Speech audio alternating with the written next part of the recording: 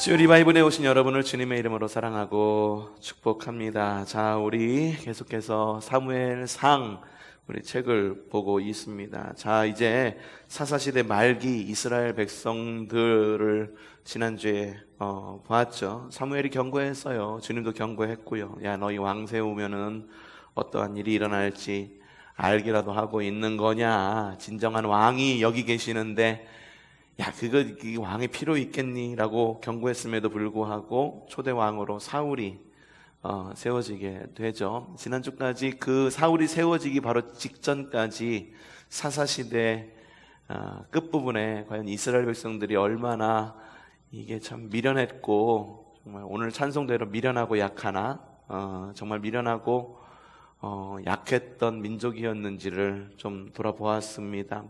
자, 사무엘상 그리고 사무엘하, 열왕기상 이렇게가 통일왕국 시대의 내용을 담고 있다라고 말씀을 드렸어요. 그 가운데 사무엘상은 사사시대와 통일왕국 시대의 중간 역할을 하고 있다고 말씀을 드렸죠. 등장인물은 엘리 제사장, 사무엘, 그리고 사울 이렇게 등장을 합니다. 자, 히브리 성경에서는 사무엘상하는 한 권이다라고 지난주에 또한 말씀을 드렸습니다. 최초의 선지자이자 마지막 사사인 사무엘이 등장하는 이 이야기.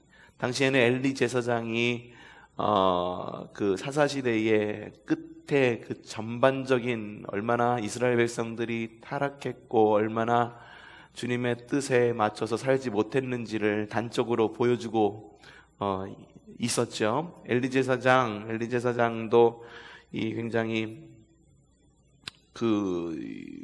하나님의 일을 하는 것보다 그들의 아들들을 그냥 감싸 안고 그 패역한 아들들, 이성 문제도 있었고 재정 문제도 있었던 두 아들들을 감싸 안고 있느냐고 그냥 그거 유지하느라고 하나님의 뜻대로 잘 행하지 못했던 엘리 제사장, 결국은 블레셋과 전투를 하면서 엘리 제사장과 함께 홈리와 비느하스 이렇게 모두가 죽게 되죠. 법궤는 누구에게?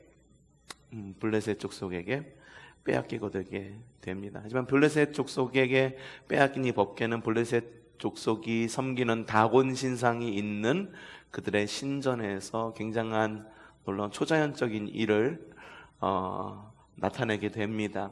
다곤 신상이 꼬꾸라져 있고 팔다리가 다 잘라져 나가고 있고 이 블레셋 사람들이 이게 뭔 일이야 돌려줘야겠다 해서 돌려주고, 그런 다음에 미스바 운동, 다시 우리가 하나님께로 돌아가자, 그렇게 사무엘이 미스바 운동을 소집을 하게 되는데, 이 미스바 모임에서 예배하고 있었던 이스라엘 백성들, 이 블레셋이 봤을 때는 이 시기가 이스라엘의 국방력이 빈 공백으로 보였던 거예요. 그래서 이때다 싶어가지고 블레셋 사람들이 이스라엘을 쳐들어오는데 주님의 도우심으로 주님의 천군과 천사 큰 천둥 소리를 일으켜가지고 쳐들어온 블레셋 민족을 완전히 괴멸시키는 그런 일들. 그래서 이스라엘 백성들은 미스바와 센 사이에 기념비를 세웠다. 그 기념비의 이름이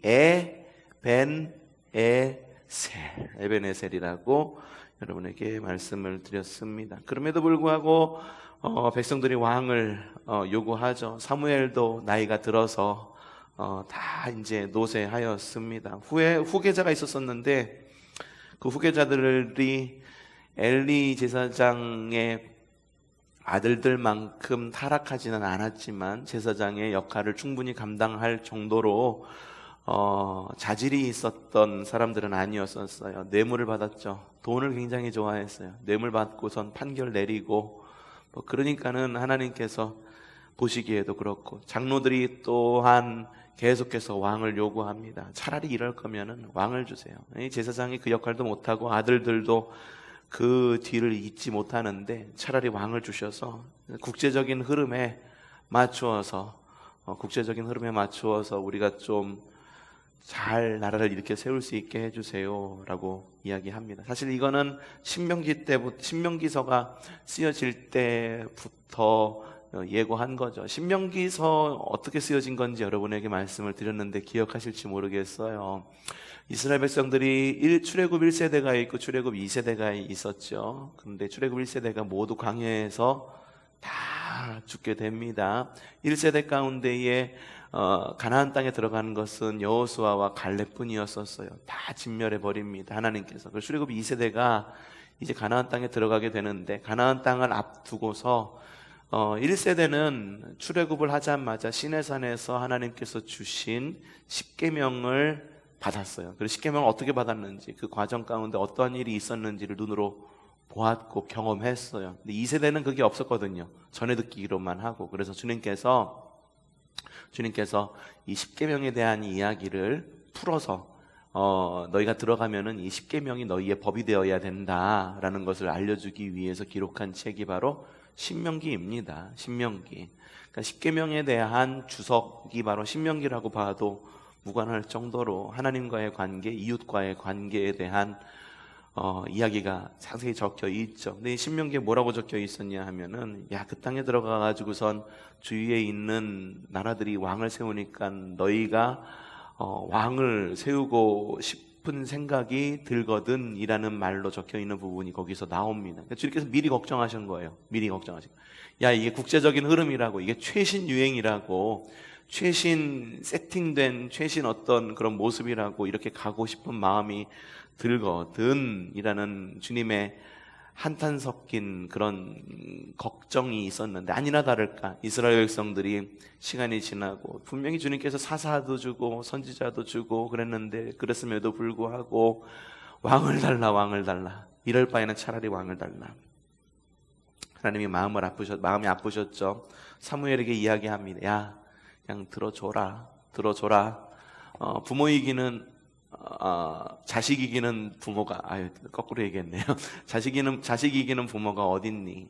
그냥 간이고 쓸개고 다 내어주는 게 부모의 마음인데, 그냥 줘라. 주면은 알게 되겠지. 주면은 그 가운데에 또 주님의 길을 찾겠지라고 하나님께서 사무엘 선지자에게 이야기해서 왕을 세우게 됩니다. 이제 오늘 이야기로 넘어오게 되는 거죠. 그래서 세워진 왕이 누구? 네, 사울 왕이었었어요. 신약 성경에도 사울이 나오죠. 예, 같은 사람이죠? 아니죠. 아니죠. 뭘 고개를 끄덕끄덕이세요. 정신 바싹 차리세요. 뭐 끄덕끄덕거리지 마시고. 신약 성경에 나오는 사울은 바울의 옛 이름이죠. 근데 옛 이름이라고 이야기는 하지만 이 두 개가, 하나는 두 개 다 번역된 이름일 거다. 하나는 로마식 이름이고 하나는 이제 어디식 이름? 헬라식은 아닌데 헬라식, 하여튼 이름일 거다라고 이야기하시는 분들이 계세요. 그래서 바울, 사울 둘 다 같이 쓰였을 거다. 근데 자기 정체성을 나타내기 위해서 로마식 이름을 버렸지 않았을까라는 그런 이야기가 나오기도 하기도 합니다. 사울 달라요. 구약 성경에 나오는 사울은 이스라엘의 초대왕입니다. 베냐민 지파였고 굉장히 잘생겼어요. 훈남이에요. 훈남. 키도 커요. 엄청 크고 늘씬하고, 그리고 뭐 얼굴도 잘생기고, 뭐 아마 뭐 한 몇 등신쯤 됐을까? 예전에는 8등신이 되면은 아주 굉장히 준수한 그런 몸의 구분이다라고 얘기했는데, 요즘에는 8등신을 넘어서더라고요. 요즘 아이돌 나오는 거 보니까는 머리가 정말 주먹만 해요. 머리가 너무 작아. 그래서 딱 서 있는 거 보면은 이 사람의 키를 가늠하지를 못하겠어. 우리는 서 있으면은 머리가 이따만하잖아요. 저도 머리가 이따만고. 그런데 요즘에 아이돌 나오는 거 보면은 머리가 정말 주먹만 해. 이 주먹 안에 어떻게 눈, 코, 입이 다 들어갔는지 신기할 정도로 막 그래요. 사울이 그러지 않았을까? 준수한 자예요. 키도 크고 용모도 모두 흠모할 만한 인물. 주님께서 그 사울을 택하셨습니다. 사울을 왕으로 세우기 위해서 세 가지 과정을 거쳤는데, 이 세 가지 과정이 어떤 과정이냐면, 우선 하나님께 인정을 받았어야 됐어요. 신권 국가였습니다, 이스라엘은. 그래서 하나님께 인정을 받는 과정, 그것이 뭐냐면 머리에 기름을 부음을 받는 것. 그 이야기가 사무엘상 9장 25절부터 10장 1절까지 나와 있습니다. 사무엘이 기름을 붓게 되죠. 그래서 사울이 왕이 세워지게 되고, 하나님의 인정만 받으면 되느냐? 그건 아니에요.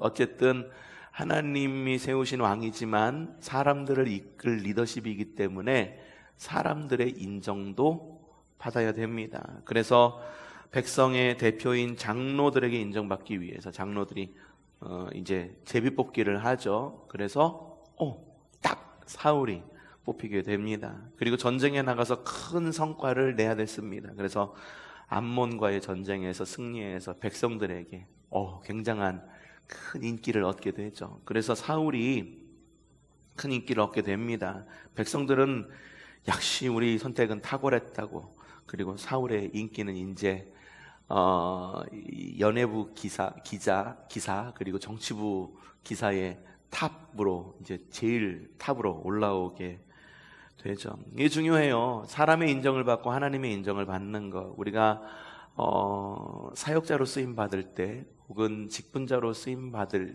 때 이거는 하나님의 인정도 받아야 되지만 사람의 인정도 받아야 됩니다. 사람의 인정도 받아야 되지만 하나님께 인정을 받아야 돼요. 교회 안에 정말로 존경받는 사람이 있어. 저분이 우리 교회 장로님이 되었으면 좋겠다라고 하는 모든 마음이 들고 있어. 하지만 아무리 사람에게 인정을 받는다라고 그래도 하나님께 인정을 받지 못하면 그건 리더십으로 세워질 수가 없는 거예요.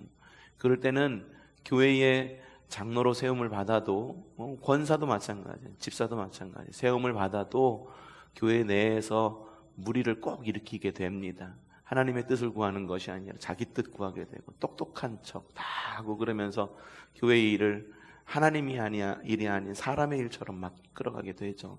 반대로 하나님께 대한 소명이 있어. 하지만 사람에게 인정을 받지 못하는 거야. 그래서 그런 경우가 있죠. 내가 이번에 당연히 직분 받을 것이라고 생각을 하고 있었는데 교회에서 직분을 주지 않았어. 마음의 소명은 있는데 교회에서 직분을 주지 않았어. 그것 때문에 상처받고 왜 직분을 주지 않느냐는 등 그래서 교회를 떠나가는 사람들도 있습니다. 이게 뭐냐면은 자신이 하나님에 대한 믿음의 소명감은 있지만 사람들에게 인정을 받지는 못한 거예요.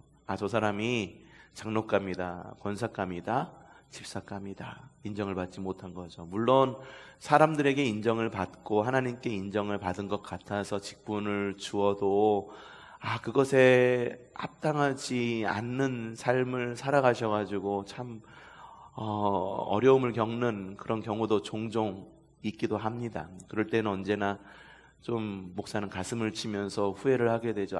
저분한테 왜 이런 직분을 맡기셨을까 그러면서 후회를 하기도 합니다만, 그럼에도 불구하고 하나님은 그 과정을 통해 가지고 사람들을 세워 가시고 그리고 그 사람을 성장시켜 가십니다. 그러니까 내적 소명, 외적 소명, 그러니까는 내 자신의 어떤 소명감, 그리고 하나님께서 부르시면 사람들의 인정, 그 모든 것이 다 갖추어졌을 때 건강하게 쓰임 받을 수 있는 그런 교회 리더십이 세움 받을 수 있다라고 하는 거예요. 그럼에도 불구하고 문제가 일어날 수도 있는데, 그렇지 않은 사람을 뽑았을 경우에는 어떤 일이 일어나겠습니까? 정말 난리가 나는 거죠. 정말 힘든 일이 교회 안에 일어날 수도 있는 거죠. 사울도 그렇게 받았어요. 하나님의 인정도 있었고 사람의 인정도 있었다. 그런데 사울이 초심을 유지하고 그의 사명을 잘 이어갑니까? 초대 대통령입니다. 초대 대통령, 초대 왕입니다. 근데 그 사명을 잘 이어갑니까? 초심을 잃게 되죠. 블레셋과의 전투를 앞서고 전열을 가다듬기 위해서 스스로 제사를 드리죠. 제사장을 기다리지 않았죠.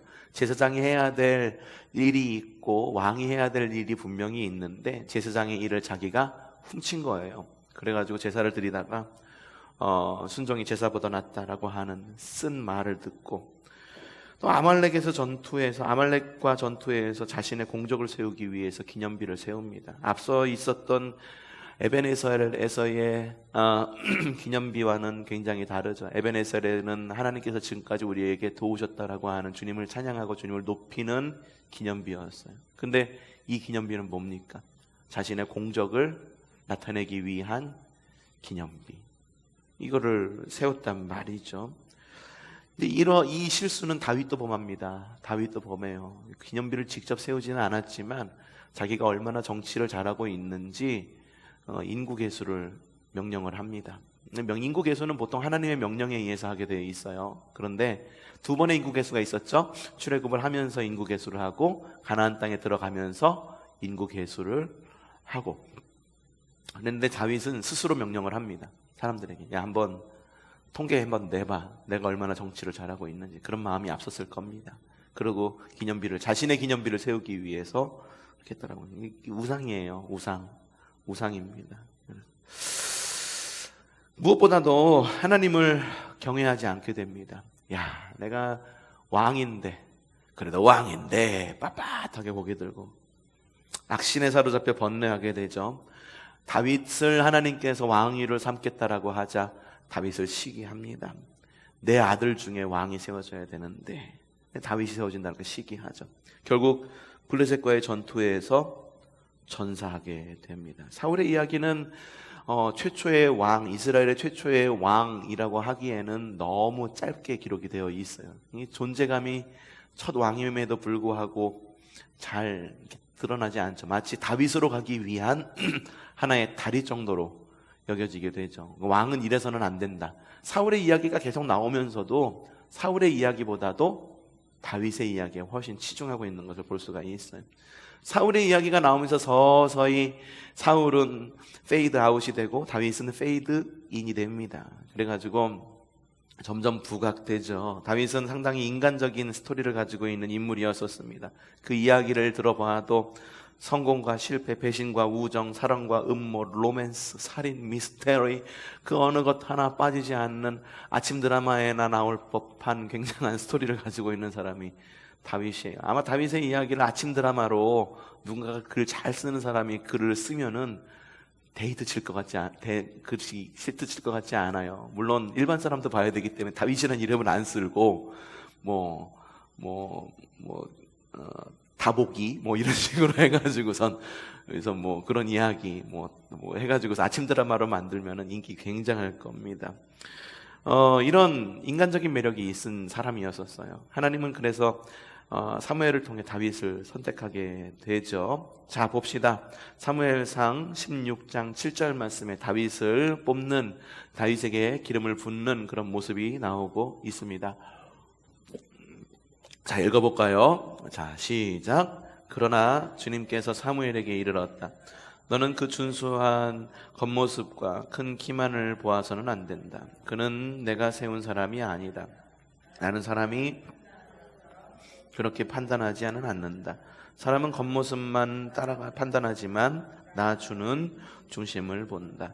장남이 있었어요. 장남의 이름은 엘리압이었었어요. 이름도 멋졌어요. 엘리압. 그런데 하나님께 엘리압도 역시 모습이 굉장히 준수했던 것 같아요. 사울을 닮아가지고 얼굴도 잘생기고 키도 컸던 것 같습니다. 근데 주님이 말씀하시죠. 사무엘에게 이야기합니다. 이 사람인 것 같습니다 하니까 아니다. 그 사람 아니야. 겉모습만 판단하지 말고 나는 중심을 봐 라고 이야기합니다. 주님 보시기에 아름답고 합당한 중심 가진 여러분들 되세요. 예, 주님 보시기에 합당하고 아름다운 중심을 가진 여러분들 되십시오. 사람들이 보기에는 어떨지 몰라요. 그런데 주님 보시기에 합당한 중심인 여러분들 되시기를 바랍니다. 하지만 쓰임받기 위해서는 사람들 보기에도 좀 아름다우시기 바랍니다. 아셨죠? 그렇게 인정받으시기를 바랍니다. 여러분, 이왕이면은 쓰임받을 때 여러분 가운데 좀 재정의 복도 있었으면 좋겠고요. 그리고 인간관계의 복도 있으면 좋겠고요. 그리고 모든 환경 가운데에 잘 헤쳐나갈 수 있는 지혜의 복도 여러분들에게 있기를 바랍니다. 다윗도 왕으로 쓰임받기 위해서 사울과 같은 과정을 겪게 됩니다. 제일 먼저 누구의 인정? 하나님의 인정. 그 다음에는 누구의 인정? 사람들의 인정. 하나님의 선택하시고 사무엘이 기름을 붓습니다. 그런 다음에 다윗은 굉장한 화려한 무대에 올라서게 되죠. 사울이 사람들에게 인정받은 것과는 다른 굉장한 인기를 누리게 됩니다. 블레셋과 싸우게 돼요. 블레셋 가운데에서도 엄청나게 키가 큰 거의 3m가 되는 그런 거인과 싸우게 되는데, 그 거인의 이름이 골리앗입니다. 골리앗을 무너뜨리자 백성들이 인정을 하게 되죠. 사울이 죽인 자는 천천히요, 다윗은 만만이라 라고 이야기를 합니다. 하나님께서 선택하시는 영적 순위는 나이, 경력, 그게 아니에요. 주님 중심이에요. 한마디로 주님 마음에 합한 사람이냐, 그거를 보게 되죠. 다윗도 인정을 받게 됩니다. 자, 블레셋은 어떤 민족이었는가? 자, 블레셋은 원래는 해양 민족입니다. 이스라엘보다 먼저 가나안 땅에 정착을 해서 들어와 있었던 민족이죠. 근데 제가 벌써 2번인가 3번인가 이야기했어요. 블레셋은 해양 민족이었다. 그렇죠? 해양 민족이었는데 이 해양 민족이었는데 이 지중해를 우리나라가 동해, 서해, 남해, 이렇게 황해, 남해 이렇게 나누듯이 이스라엘 민족, 그리고 그쪽 팔레스타인 그쪽에도 접경에 있는 바다가 있는데 그 바다 이름이 지중해입니다. 지중해예요. 짠물이에요. 바다예요. 그 바다를 그리스 제국이 점령을 해버립니다. 그러자 블레셋이 더 이상 바다로 진출할 수 없으니까는 내륙으로 들어오게 돼서 이스라엘을 끝까지 괴롭힙니다. 정말 끝까지 괴롭혀요. 블레셋입니다. 여러분 성경에 보면은 네피림, 아낙, 가드라고 하는 이름을 여러분들 보셨을 거예요. 모두 블레셋 족속을 가리키는 말입니다. 네피림, 아낙, 가드. 특징이 있어요. 큰 사람들이라고 하는 거. 네피림이라고 하는 성경 속에 나와 있는 하나의 신화적인 어떤 그런 존재입니다. 근데 그 키가 굉장히 커요. 우리가 알고 있는 몇 미터 정도가 아니라 1kg, 2kg 정도 된다라고 하는 어떤 굉장한 거인의 모습으로 나오고 있습니다. 진격의 거인. 못 알아들으시는군요. 그런 만화가 있어요. 그런 큰 거인이 있죠. 하여튼 그리고 아낙, 가드, 블레셋 모두가 다 한 뿌리를 두고 있는 큰 사람들입니다. 그러니 블레셋에 있는 이 가드 사람인 골리앗은 키가 클 수밖에 없었던 거죠. 키가 지금 우리 이 길이로 환산을 하면 2m 93cm라고 합니다. 굳이 이렇게 할 필요 없이 그냥 3m라고 알고 있으면 돼요. 키가 3m. 최홍만이 키가 어떻게 되나? 그건 3m 되죠. 최홍만. 안 돼요? 2m 좀 넘게. 최홍만보다 큰 거예요. 근데 다윗이 그 앞에서 쓰게 된 거죠. 이 키가 큰 3m가 되는 이 골리앗이 하나님을 모욕하고 이스라엘을 대적합니다. 다윗 안에는 거룩한 분노가 일어나게 되죠. 다윗은 골리앗과 상식적으로 생각해 보면은 싸움이 되지 않습니다. 하지만 영적 야성이 있었기 때문에 골리앗의 도전에 이렇게 당당하게 맞서게 됩니다. 사무엘상 17장 45절 어떻게 맞섰는지 나와 있죠. 읽어보죠. 그러자 다윗이 그 블레셋 사람에게 말하였다. 너는 칼을 차고 창을 메고 투창을 들고 나에게 나왔으나 나는 네가 모욕하는 이스라엘의 군대의 하나님 곧 만군의 주님의 이름으로 의지하고 너에게 나가. 골리앗은 최신 무기로 무장을 했습니다. 하지만 다윗이 무장한 것은 주님의 이름으로 무장을 하고 나아간 겁니다. 다윗은 알고 있었어요. 이 전쟁이 무기의 싸움이 아니라 영적 전쟁이라는 것을 이미 알고 있었던 거죠.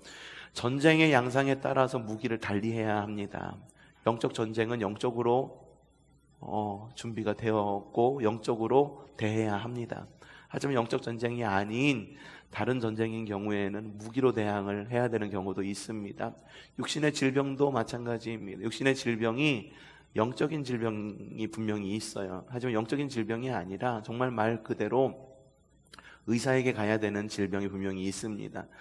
선무당이 사람 잡는다라고 그러죠. 그래서 얼마 전에도 엊그저께도 뉴스가 났어요. 이 선무당이 조카를 보니까 이 조카가 귀신 들렸다는 거죠. 그래가지고 이 개똥을 먹였대요. 그러면서 학대했대요. 그래서 결국은 조카가 죽게 됐어요. 그렇죠? 뭐 그런 선무당이 사람 잡는다라고 하는 말이 그래서 나온 겁니다. 분별력이 있어야 돼요. 정말 영적인 일을 다루는 사람이라고 한다면 좀 분별력이 있어야 돼요. 그 영적인 일인지 아니면은 이게 이제 관계적인 일인지 아니면 스스로의 마음에서 오는 일인지 아니면은 사회적인 문제인지 좀 분별할 수 있어야 된다라고 하는 거예요. 근데 맨날 분별하면 뭐 합니까? 분별하면은 그에 맞게 대처를 해야 되는 거예요. 영적인 문제면은 영으로 대처를 해야 되는 거고, 육신의 문제면 육신에 맞게끔 대처를 해야 되는 거고, 사회적 문제라고 하면은 사회적 문제로에 맞게끔 대처해야 됩니다. 어떤 경우에는 딱딱 끊이지 않고 혼재되어 있는 경우가 있어요.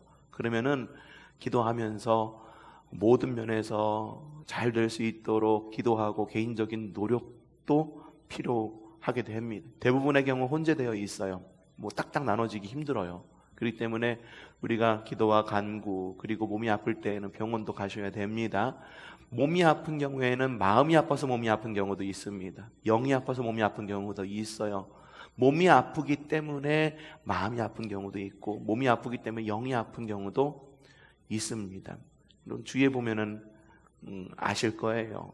여러분 임상들 이미 많이 겪고 계시잖아요. 그렇죠? 그러니까는 그런 부분을 잘 분별할 수 있어야 된다. 다윗이 그걸 분별했어요.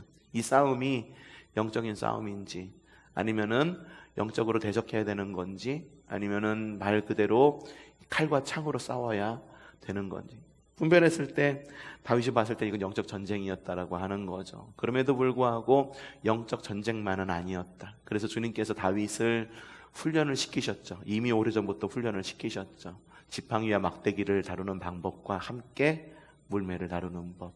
그래서 다윗은 그 물매를 들고선 양을 치는 그런 목자였던 거예요.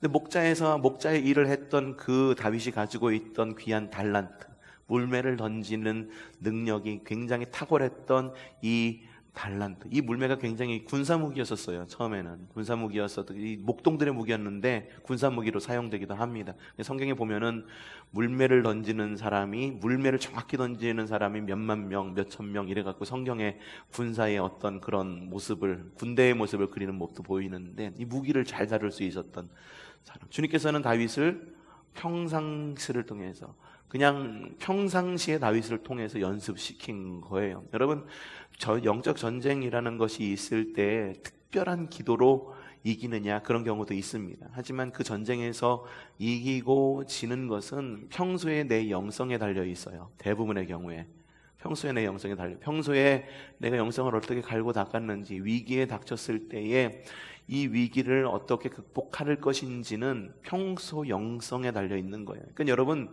평상시의 영성이 제일 중요한 거예요. 그게 준비되어 있을 때에 위기가 닥쳤을 때에 그걸 잘 이겨내고 견뎌내죠. 코로나 시대 겪으면서 새가족 혹은 좀 신앙이 좀 어렵고 힘들다라고 하시는 분들은 사실 교회 나오고 굉장히 두려워하시잖아요.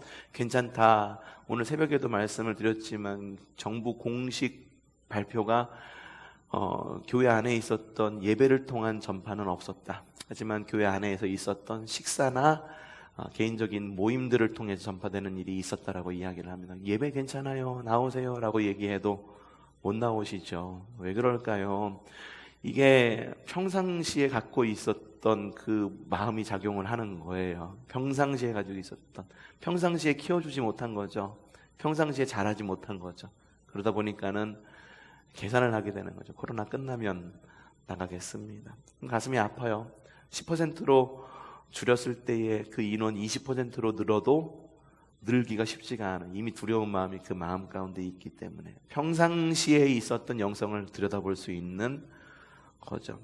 이 승리와 함께 다윗이 승리했습니다. 근데 승리와 함께 다윗은 도망자가 됐죠. 다윗은요 증조 할머니인 룻 이후로 베들레헴에 살았습니다. 베들레헴이 다윗의 고향이었었습니다. 시골에 사는 거죠. 그런데 골리앗을 이긴 이후로 신문 1면, 인터넷 검색 1위, 예, 인터넷 검색 1위 다윗 연관 검색어 물매는 오늘 얼마에 살 수 있나요? 다윗 연관 검색어 골리앗 뭐 이런 식으로 연관 검색어가 막 뜨는 사람이 되어버리기 시작한 거죠. 사울은 자신의 왕권의 위협을 느끼게 되고 다윗을 쫓기 시작합니다. 사울이 쫓아오니까는 적국이었던 블레셋에까지 도망을 하게 되죠. 미친 척합니다. 침을 흘리면서 위기를 모면합니다. 미친 척하고. 그 이야기가 20장부터 30장까지에 나와 있는 내용입니다. 도망자 신세였던 다윗이었음에도 불구하고 다윗은 사울을 암살할 기회가 여러 번 있었습니다. 대표적인 것이 엔게디 광야에서의 사울 암살 기회였었어요. 이 사울 왕이 이렇게 다윗을 추격하고 있는데 다윗을 이게 추격만 하는 건 이 왕도 먹어야죠. 먹었으면 화장실도 가야죠. 그래서 화장실을 가려고 이 엔게디 광야에 있었던 동굴 속으로 들어가네. 그래서 이게 열심히 이제 무방비 상태에서 용변을 보고 있었던 거예요. 사람이 무방비 상태가 될 수 있는 여러 환경 가운데 하나가 용변 보고 있을 때예요. 용변 보고 있을 때, 어렸을 때 학창 시절에 많이 장난쳤죠. 용변 보고 있는 애의 그 화장실 칸에다가 물을 확 붓고 도망가고 뭐 이런 장난도 치고 하고 있었죠. 왜 그랬나요? 당장 못 쫓아나오니까 좀 쫓아나가야 되는데 못 쫓아나가니까. 근데 사울이 들어갔던 용변 보려고 들어갔던 그 동굴 안에 하필이면 다윗이 숨어 있었던 거예요. 다윗이 사울을 죽일 수 있는 가장 굉장한 굉장히 좋은 기회죠. 뒤로 살금살금 다가갑니다. 칼을 뽑습니다. 그러고선 사울의 목을 찌릅니다. 그랬나요? 안 그랬어요. 안 그랬어요.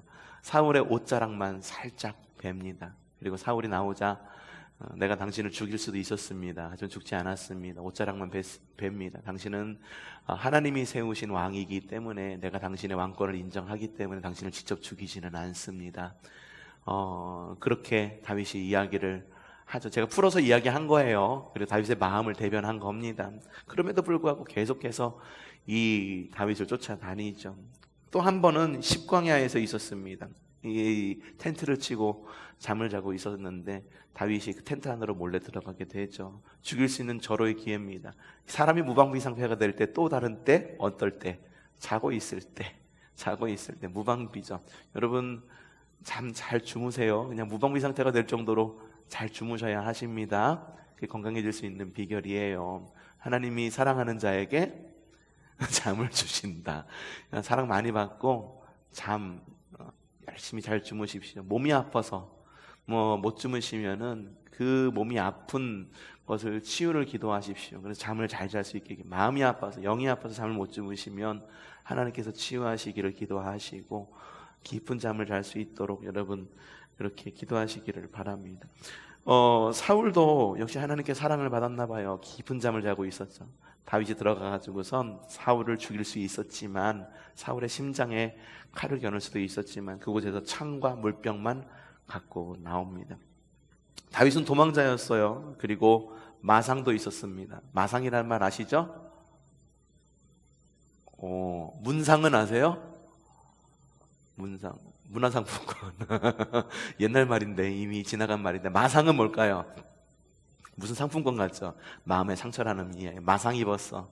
그 마음의 상처라는 이야기. 마음의 상처도 있었지만 그 상처를 마음에 두지 않았어요. 여러분 상처는요 받지 않으면 내가 마음의 상처가 되지 않습니다. 받지 마세요. 상처받았어. 그냥 왜 상처를 받습니까? 상처 입었어. 왜 상처를 입습니까? 입지 말고 받지도 맙시다. 입지 말고 받지도 맙시다. 공익광고 협의회. 근데 그랬음에도 불구하고 상처받지 않은 신앙의 소유자였었습니다. 마음의 상처는 받을 수는 있었지만 신앙은 건드리지 못했다. 순전한 사람이었었어요. 어쩌면 그래서 하나님께서 다윗을 사용한 것이 아닐까 생각을 합니다. 자, 사무엘상은 어떻게 끝나는가? 사무엘상이 결말을 맺게 됩니다. 광기에 사로잡혀서 다윗을 쫓아다니던 이 사울이 예루살렘으로부터 급한 전가를 받게 됩니다. 블레셋이 또 쳐들어와요. 블레셋이 쳐들어옵니다. 급히 귀환을 하게 되죠. 블레셋과의 전쟁을 해야 되는데 사울은 다윗을 쫓아다니기에 급급했기 때문에 평소에 전쟁 준비를 못했던 것 같아요. 급하게 전쟁을 나가게 됩니다. 급하게 군사를 꾸리게 돼요. 군사 훈련 어떻게 됐는지, 군사 대신 혹은 국방부 장관이 잘 시켰는지 어땠는지는 모르겠지만 준비되지 않은 전쟁을 하게 됩니다.